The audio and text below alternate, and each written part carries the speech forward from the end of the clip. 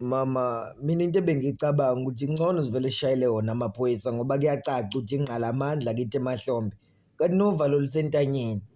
Uke wanaka kodwa mama ukuthi ngomsindo womnyango nje uwodwa mina bese ngicela empondini ngifuna ukuphuma ngefastela. Nginishiya kanjani nodwa la endlini ekubeni ngisuka ekhaya ngithi ngizolekelela.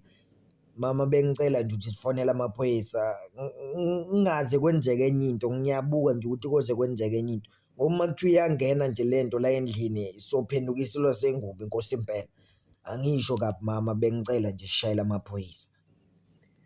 Ethulu kaNyambose ezibe ngamazwi phendule ngazi izenzo ngokuthi edlulisele ucingo ukuthi abantu ukuthi eshayele wona phela amaphoyisa.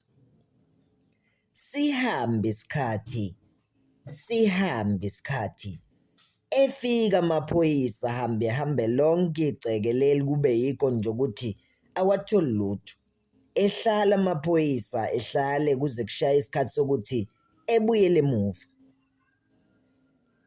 Eshiya inombolo yocingo yesibili enzela khona phela ukuthi uma bethi bayafona bengabatholi ocingweni bashayelele nenye. Ezumfo kaGatsheni okuyiphoyisa eliselincanyana linikeza ukaNyambose inombolo yocingo engayithathi ngenxa yokuthi asasovalweni akazi nokuthi kwenzakalani.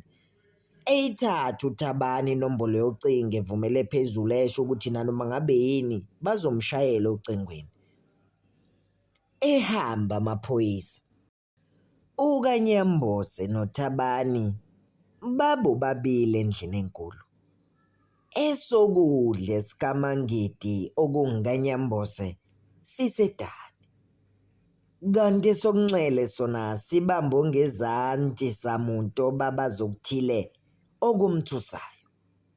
Ekubeni zombili ezikaThabani zibambe ngemuva lekhanda lakhe samuntu okhonjwa ngamaphoyisa ngesibhamu. Bagcine beshayisana ukuthi bekwenzakaleni akekho okhumbulayo. Umqondo ubuya kancane kuThabani ngoba nakhu sezwa kushibishibula kunyawo lwakhe.